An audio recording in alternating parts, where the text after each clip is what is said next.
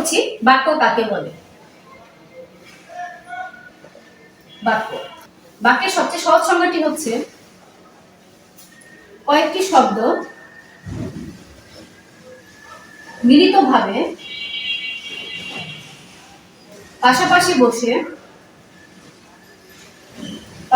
বসে যদি শ্রোতার কাছে বক্তার মনের সম্পূর্ণ ভাব প্রকাশ করে, বক্তার মনের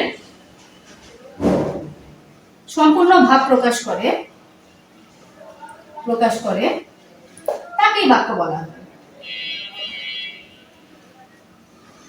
তাকেই বাক্য বলা হয়। অর্থাৎ আমাদের বাক্য হতে গেলে পাশাপাশি কয়েকটি শব্দ থাকতে হবে এবং শব্দগুলো মিলিতভাবে একে অপরের পাশাপাশি বসতে হবে এবং যিনি শ্রোতা অর্থাৎ যিনি শুনবেন তার কাছে বক্তা অর্থাৎ যিনি কথা বলবেন তার মনে সম্পূর্ণ ভাবটি প্রকাশ করতে হবে, তখনই তাকে বাক্য বলা যাবে। যেমন একটি উদাহরণ দিচ্ছি,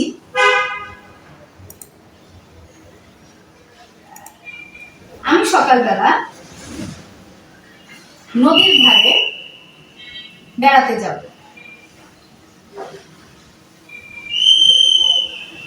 আমি সকালবেলা নদীর ধারে বেড়াতে যাব, অর্থাৎ এক্ষেত্রে আমি হচ্ছি বক্তা, বক্তা হচ্ছি আমি, আর এখানে শ্রোতাকে যিনি শুনছেন বা আমি যাকে কথাটি বলছি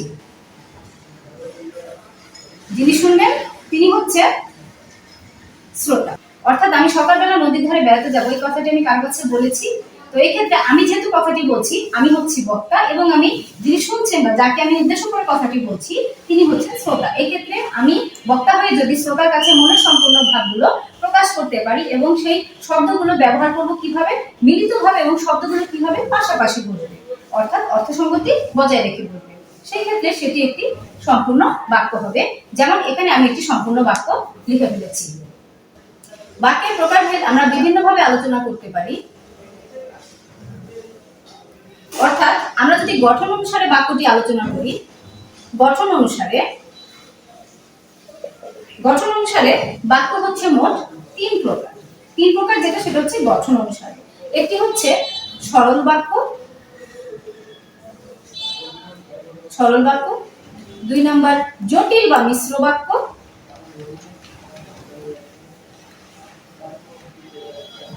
3 নম্বর হচ্ছে যৌগিক বাক্য।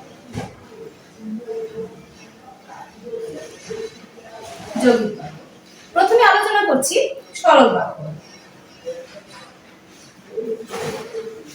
সরল বাক্য কি হবে? যে বাক্যে অর্থাৎ সরল বাক্যে যে বাক্যে একটি মাত্র কর্তা অর্থাৎ উদ্দেশ্য এবং একটি সমাপিকা ক্রিয়া থাকে। এখানে সরল বাক্যের ক্ষেত্রে কি হবে? একটি মাত্র কি থাকবে? একটি কর্তা থাকবে প্লাস কি থাকবে? সমাপিকা ক্রিয়া থাকবে। যেমন আমি এখানে লিখছি ছেলেরা ফুটবল খেলছে। ছেলেরা ফুটবল খেলছে। এখানে যদি খেয়াল করো একটি মাত্র কর্তা থাকবে বলেছি, অর্থাৎ ছেলেরা হচ্ছে এখানে কর্তা কিংবা উদ্দেশ্য, অর্থাৎ ছেলেদেরকে কেন্দ্র করে আমরা কথাটি বলছি। এবং আর বলেছি যে একটি মাত্র সমাপিকা ক্রিয়া থাকবে। এখানে দেখো খেলছে, এই অংশটি কিন্তু একটি সমাপিকা ক্রিয়ার উদাহরণ। তাহলে একটি কর্তা থাকবে এবং একটি কি থাকবে? সমাপিকা ক্রিয়া থাকবে। একটি কর্তা এবং একটি সমাপিকা ক্রিয়া বা একটি উদ্দেশ্য একটি সমাপিকা ক্রিয়া মিলে যে বাক্যটি তৈরি হবে সেটি হচ্ছে সরল বাক্য এবং সবার শেষে অবশ্যই কি থাকবে? দাঁড়িয়ে থাকবে, অর্থাৎ এই বাক্যের আলাদা কোনো অংশ থাকবে না। এরপরে জটিল বাক্য, তোমরা বই পুস্তকে এটাকে মিশ্র বাক্য দেখে থাকবে। তো জটিল বাক্য কাকে বলে? যে বাক্যে একটি প্রধান বাক্যাংশ এবং এক বা একাধিক অপ্রধান বাক্যাংশ থাকে তাকে মিশ্র বাক্য কিংবা জটিল বাক্য বলে। যেমন এখানে বলা হয়েছে যারা পরিশ্রমী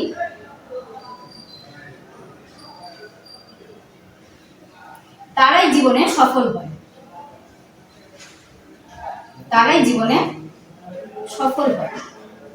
তোমরা কিন্তু এখানে দুটি বাক্যাংশ দেখতে পাচ্ছ, অর্থাৎ এটা হচ্ছে প্রথম অংশ, এটা হচ্ছে দ্বিতীয় অংশ।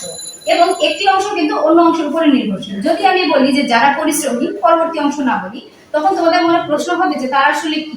আবার বিপরীত ভাবে যদি বলি তারাই জীবনে সফল হয়, তখন তোমাদের মনে প্রশ্ন হবে যে কারা আসলে জীবনে সফল হয়। আবার যদি প্রথম অংশ না বলে শেষ অংশ বলি তাও হবে না, আবার যদি শেষ অংশ বলি আর প্রথম অংশ না বলি তাও কিন্তু হবে না। এক্ষেত্রে এই ধরনের শব্দগুলো আমরা ব্যবহার করব। প্রথম অংশে আমাদের বাক্যাংশের প্রথম অংশ যদি যারা হয়, পরের অংশে তারা হবে। প্রথম অংশে যদি আমি যিনি ব্যবহার করি, কমার পরবর্তী অংশে তিনি ব্যবহার করব। প্রথম অংশে যদি আমি যেমন ব্যবহার করি, পরবর্তী অংশে আমি তেমন ব্যবহার করব। অর্থাৎ প্রথম অংশটি দ্বিতীয় অংশের উপর নির্ভর থাকবে, আবার দ্বিতীয় অংশ কি থাকবে, প্রথম অংশের উপরে নির্ভর থাকবে। এই ধরনের চিহ্ন দেখে এবং মাঝখানে অবশ্যই কি করা হবে, মিশ্র বাক্য বা জটিল বাক্যে কমা ব্যবহার করা হবে, অর্থাৎ দুটো আলাদা বাক্যাংশ বোঝানোর জন্য। এই চিহ্নটি দেখে তোমরা খুব সহজেই ধরে নিতে পারবে যে এটি একটি জটিল বা মিশ্র বাক্যের উদাহরণ। এরপরে রয়েছে যৌগিক বাক্য। পরস্পর নিরপেক্ষ দুই বা দুইয়ের অধিক বাক্য যখন কোনো সংযোজক অব্যয় দ্বারা যুক্ত হয়ে একটি সম্পূর্ণ বাক্য তৈরি করে, তখন তাকে যৌগিক বাক্য বলা হয়। এবং এক্ষেত্রেও কিন্তু আমাদের দুটো অংশ আলাদা আলাদা অংশ জটিল বাক্যের মতো থাকবে, তবে এখানে আমরা চিনে রাখা বেশ সহজ হবে আমাদের জন্য, কারণ এখানে কি থাকবে, কিছু সংযোজক অব্যয় থাকবে। তোমরা কি জানো সংযোজক অব্যয় কাকে বলে বা কোন ধরনের শব্দগুলোকে আমরা সংযোজক অব্যয় বলছি? দেখো আমি বোর্ডে কিছু শব্দ লিখছি। যেমন এখানে রয়েছে এবং, ও, আর, অথবা, নতুবা, হয়তো, যদিও, বরং, এই ধরনের শব্দ। তারপর আরো রয়েছে কিন্তু। এই ধরনের শব্দগুলো যদি তুমি দেখো, এই ধরনের শব্দগুলোকে আমরা বলছি সংযোজক অব্যয়। সংযোজক অব্যয়। এই ধরনের শব্দগুলো কি থাকবে, আমাদের বাক্যের মাঝখানে উপস্থিতি পাওয়া যাবে। যেমন আমি যদি সংযোজক অব্যয় সহকারে অর্থাৎ যৌগিক বাক্যের একটি উদাহরণ বলে থাকি যে আমি নয় বরং তুমি সেখানে যাবে। তুমি সেখানে যাবে, এখানে কি বলা হলো যে আমি যাব না, কিন্তু আমার বদলে কি করবে, তুমি যাবে। এই বাক্যটিকে তুমি এভাবে বলতে পারো, আমি না কিন্তু তুমি সেখানে যাবে, এভাবে বলতে পারো। অর্থাৎ আমরা এখানে যে দেখো বরং, কখনো কখনো আমরা এবং পাবো, ও পাবো, আর পাবো, অথবা পাবো, নতুবা, হয়তো, যদিও, বরং, কিন্তু, এই ধরনের শব্দগুলো তুমি যদি বাক্যের মাঝখানে উপস্থিত দেখতে পারো, তখন সেটা বুঝে নিবে যে সেটা হচ্ছে যৌগিক বাক্যের একটি উদাহরণ। বাক্যের প্রকারভেদ আলোচনা করার আরো একটি অংশ বা আরো একটি সমাধান রয়েছে, সেটি হচ্ছে বাক্যের বিভিন্ন অংশ অনুযায়ী আলোচনা করা। আমরা যখন একটি বাক্য লিখি, তখন সেই বাক্যটি আমরা বিভিন্ন অংশে বিভক্ত করে বা ভাগ করে লিখি। সেই অনুযায়ী কিন্তু আমরা বাক্যকে প্রকারভেদ বা শ্রেণীবিন্যাস করতে পারবো। তো আমরা বাক্যের বিভিন্ন অংশ অনুযায়ী যদি আলোচনা করতে যাই, সেই দৃষ্টিকোণ থেকে আমরা বাক্য দুই প্রকার পেয়ে থাকি। এক নম্বর হচ্ছে উদ্দেশ্য, আমরা এটাকে কর্তাও বলতে পারি। দুই নম্বর হচ্ছে বিধেয়, অর্থাৎ আমরা এটাকে বাকি অংশ বলতে পারি। তো শুরুতেই রয়েছে আমাদের উদ্দেশ্য কিংবা কর্তা। উদ্দেশ্য কি? বাক্যে যার সম্পর্কে কিছু বলা হয়, বাক্যে যার সম্পর্কে বা যাকে উদ্দেশ্য করে কোনো কথা বলা হয়, উদ্দেশ্য করে কোনো কথা বলা হয়, কোনো কথা বলা হয়, তা সেই আসলে কিন্তু উদ্দেশ্য। তাই উদ্দেশ্য বা তাকে উদ্দেশ্য বলা হয়, তাকে উদ্দেশ্য বলে। যেমন আমি এখানে একটি উদাহরণ দিচ্ছি এবং এই উদাহরণের মাধ্যমে আমি উদ্দেশ্য কোনটা সেটা তোমাকে দেখিয়ে দিচ্ছি।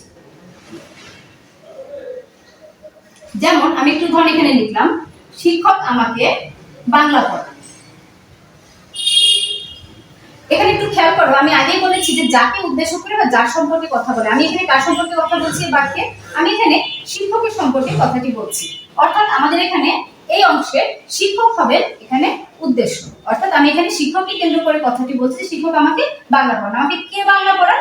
শিক্ষক আমাকে বাংলা পড়ান। সাধারণত উদ্দেশ্য কিভাবে চিনব? কে প্রশ্ন করে যে উত্তরটি আমরা পাবো, কে প্রশ্ন করে যে উত্তরটি আমরা পাবো সেটাই হচ্ছে আমাদের উদ্দেশ্য। একইভাবে আমি আরো উদাহরণ ব্যবহার করতে পারি। ছেলেরা মাঠে বল খেলে, এখানে কাদের সম্পর্কে কথা বলছি? অবশ্যই ছেলেদের সম্পর্কে কথা বলছি। অর্থাৎ কে প্রশ্ন করে পেলাম, তাহলে ছেলেরা হবে এই অংশের জন্য উদ্দেশ্য। একইভাবে গরু গৃহপালিত প্রাণী, কার কথা বলছি? কার কথা বলছি? গরুর কথা বলছি। এক্ষেত্রে গরু হচ্ছে এখানে উদ্দেশ্য। পরবর্তী অংশে আমি আলোচনা করছি বিধেয় কাকে বলে। বিধেয় কাকে বলে? আমরা প্রথমে জেনেছি যে বাক্যে যার উদ্দেশ্যে কথা বলা হয় তিনি হচ্ছেন উদ্দেশ্য, বা যাকে কেন্দ্র করে কথা বলছি তিনি হচ্ছে উদ্দেশ্য। কিন্তু উদ্দেশ্যকে কেন্দ্র করে যে কথাগুলো বলা হয় সেটা কিন্তু আমরা বলিনি, আমরা এই পর্যায়ে সেই অংশটিই বলবো। অর্থাৎ উদ্দেশ্যকে কেন্দ্র করে যা বলা হয় তাই কিন্তু বিধেয়। কিভাবে? আমার মনে হয় তোমরা এখন অনুমান করতে পারছো। যেমন এখানে আমি ভিন্ন একটি উদাহরণের সাহায্যে বলি। আমরা রোজ স্কুলে যাই। এক্ষেত্রে আমরা যে আমাদের উদ্দেশ্য করে কথাটি বলছি, আমরা তো এখানে উদ্দেশ্য হবে সেটা তোমরা বুঝে গিয়েছো। এখন আমরা উদ্দেশ্যকে কেন্দ্র করে বাকি অংশটির কথা বলবো। অর্থাৎ উদ্দেশ্যকে কেন্দ্র করে কি বলা হচ্ছে, অর্থাৎ আমাদেরকে কেন্দ্র করে আমরা কি বলছি, যে আমরা রোজ কি করছি? স্কুলে যাচ্ছি। তাহলে এই অংশটি হচ্ছে আমাদের, সম্পূর্ণ অংশটি হচ্ছে আমাদের বিধেয়। অর্থাৎ উদ্দেশ্য ছাড়া বাকি যে অংশটি থাকবে সেটাই হচ্ছে বিধেয়। একইভাবে আরো একটি উদাহরণ দেখাচ্ছি। ছেলেরা রোজ বিকেলে ফুটবল খেলে। এখানে যদি খেয়াল করো, আমি ছেলেদের উদ্দেশ্য করে কথাটি বলেছিলাম, তাহলে ছেলেরা তো এক্ষেত্রে উদ্দেশ্য। কিন্তু উদ্দেশ্য সম্পর্কে বা উদ্দেশ্যকে কেন্দ্র করে আমি বাকি কোন কথাগুলো বলছি? বাকি যে কথাগুলো, অর্থাৎ বাকি অংশ যে কথাগুলো আমি বলছি, যে রোজ বিকেলে কি করি? ফুটবল খেলি বা ফুটবল খেলে। ছেলেরা রোজ বিকালে ফুটবল খেলে। ছেলেদের সম্পর্কে কথা বলছি যে তারা কি করে? রোজ বিকালে ফুটবল খেলে। তো রোজ বিকালে ফুটবল খেলে অর্থাৎ দ্বিতীয় সমগ্র অংশটি হবে আমাদের এখানে বিধেয়।